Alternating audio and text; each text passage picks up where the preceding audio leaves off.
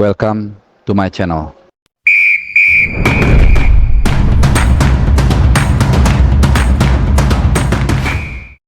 Halo, salam sehat dan juga selamat hari Sabtu teman-teman semua. Salam Timnas juga.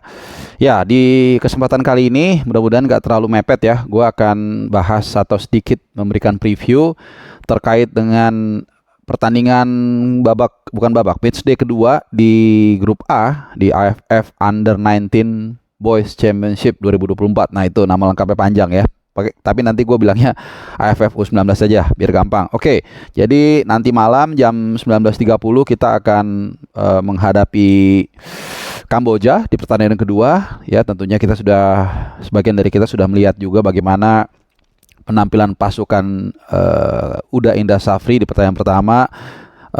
Dari situ nanti kita akan lihat dan juga akan prediksi line up yang mungkin akan diturunkan oleh Coach Indra di pertandingan nanti malam ya. Ya, di pertandingan pertama kita menang 6-0 dari Filipina. Memang gue nggak mau debatable soal apakah ini pantas atau enggak. Ya memang kalau ukurannya melawan Filipina memang bukan lawan kita lah. Bukannya kita sombong, tapi ada hal yang menarik yang mesti kita lihat dan ini mudah-mudahan terbawa di pertandingan nanti malam menghadapi Kamboja. Ya mungkin kita sudah tahu pencetak golnya juga. Ada Arliansyah mencetak gol tapping ya. Ada 2 gol dari kerjasama dari rekan timnya di Persija yaitu Donitri. Kemudian juga ada gol dari Iqbal Gwijangge. Ada Bres ya, dia mencetak 2 gol.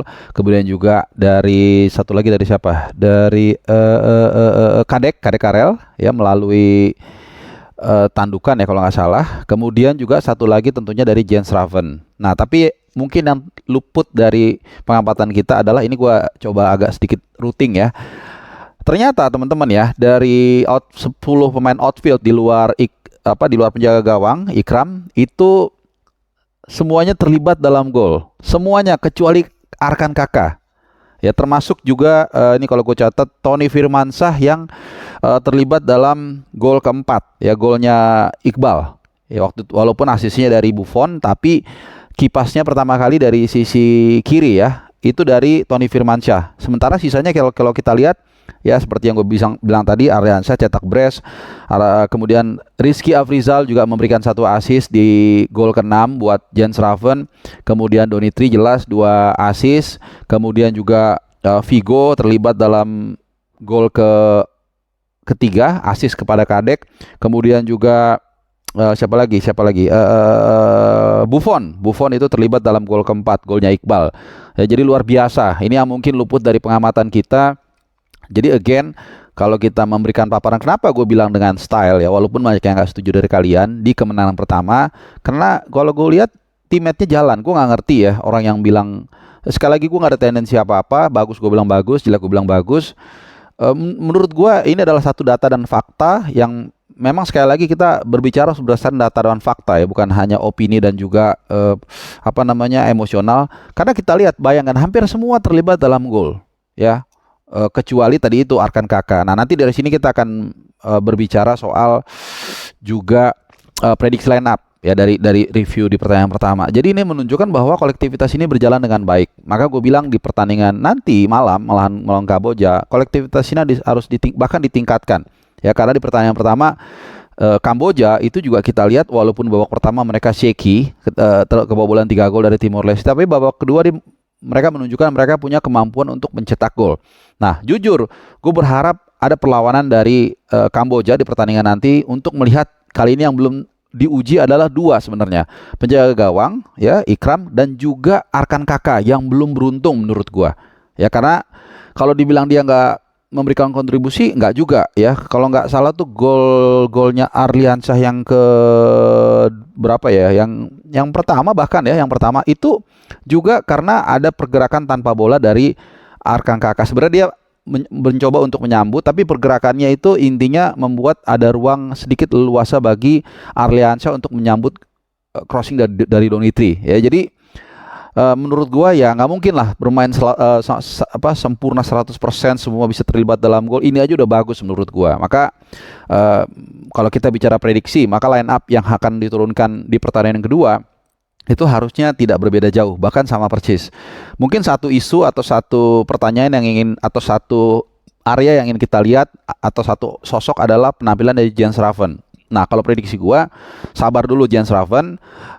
Kemarin itu dia diturunkan menit berapa ya? Gue lupa. Ya kalau nggak salah menit ke 80-an. Nah, mungkin kali ini agak lebih cepat lagi. Ya, oke lah. Arkan Kakak kasihan kalau dia nggak langsung nggak dikasih kesempatan, karena toh kemarin dia juga sudah berkontribusi ada lah gitu ya, dan secara tim sudah bermain bagus. Jadi biarkan dulu tim yang ini semakin kompak. Dan ingat kemarin itu kan hanya katakanlah pemanasan kaki gitu ya, jadi belum benar-benar teruji. Gue setuju ya kalau itu bukan menjadi patokan bahwa kita sudah bagus, sudah maksimal timnya, belum. Karena nanti kita kalau kita, ya asumsi gue kita lolos lah, kita nanti kemungkinan akan berhadapan dengan tim yang lebih teruji, yang lebih bagus kualitasnya, apakah itu Australia, Vietnam ataupun Thailand. Nah, di situ baru kita akan melihat kualitasnya. Karena gini, untuk bola-bola atas misalnya, ya kita 2 gol itu dari kepala. Nah, ini menunjukkan kenapa? Ya kita unggul secara postur. Kenapa? Ya karena lawannya Filipina. Ya walaupun mereka juga mungkin nggak sependek Kamboja ya, gua nggak tahu. Tapi nanti ketika kita menghadapi Australia atau mungkin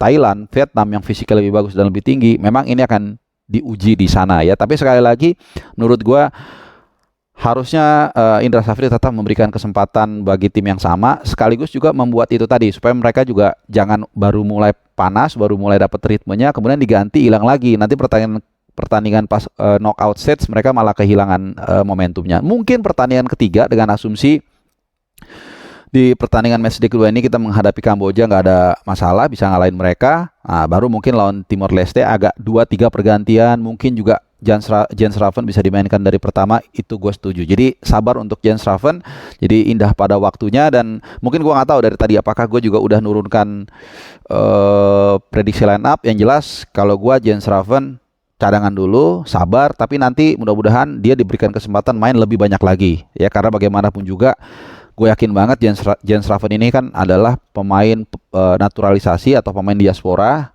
atau pewarganegaraan yang atas jalur atau rekomendasi STY. Jadi juga harus ada kesinambungan, harus diberikan juga minute play, dan dia sudah membuktikan di pertandingan pertama ya. Bagaimana kita lihat assist dari M. Rizky ini, gue juga senang ya, dia tidak egois. Dan satu hal keputusan yang simple yang dibuat oleh M. Rizky dengan memberikan assist bagi Jens Raven membuat pertandingan kemarin itu jadi seperti ya ditutup dengan manis lah ya, sehingga kita lihat bagaimana rekan timnya juga berlari ke arah Raven dan memberikan support, dan ini menunjukkan situasi yang bagus. Nah, jadi line up yang diturunkan ya sama persis ya, di mana di belakang ada Ikram yang menjaga gawang, dan gue berharap Kamboja akan lebih banyak menekan. Gue pengen lihat kemampuan dari Ikram supaya dia teruji, supaya dia nggak kaget ya. Nanti takutnya 3 pertandingan dia makan Indomie di belakang doang, minum teh, tapi begitu nanti ketemu Australia, Vietnam atau Thailand, kita nggak tahu lawannya siapa. Kalau kita lolos, itu nanti dia akan kaget dan akhirnya bisa blunder. Jadi gue berharap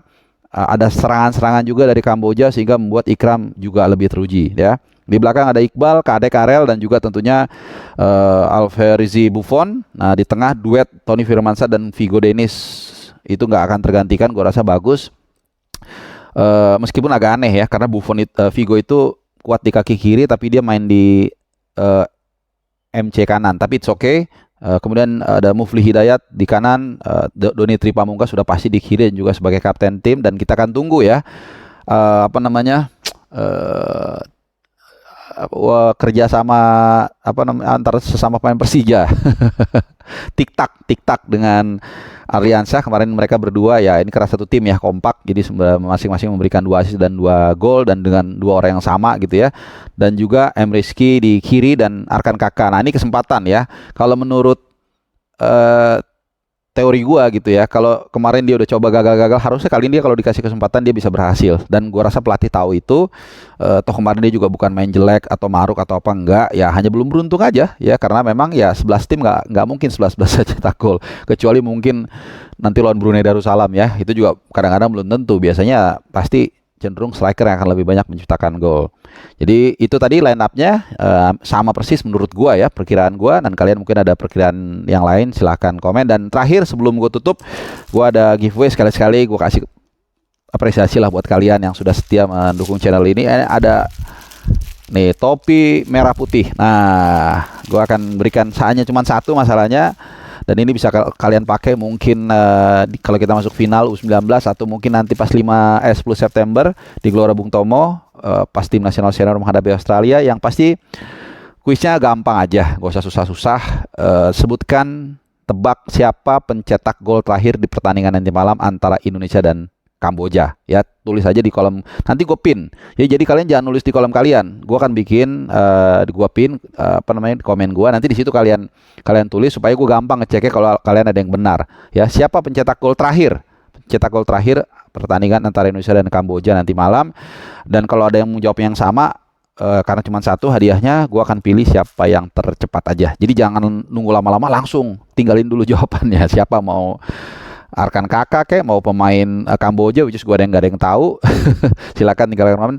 Jadi semoga kalian beruntung, dan yang lebih penting adalah semoga tim nasional kita bisa menang dengan tampil juga dengan bagus dan bisa melaju ke babak selanjutnya, dan juga kalau bisa ke final dan juara. Yang pasti semoga pemain ini terus berkembang, karena tujuan pemain U19 ini adalah untuk mematangkan, meningkatkan juga kemampuan para pemain muda kita supaya nanti bisa menjadi pemasok bagi tim nasional senior yang akan berlaga di round 3 kualifikasi Piala Dunia. Alright, terima kasih. Mudah-mudahan preview kali ini membuat kalian juga lebih nyaman, lebih seru nonton bolanya. Dan sekali lagi jangan lupa ikutin kuis dan like, subscribe, share juga biar teman-teman kalian terupdate dengan berita-berita timnas.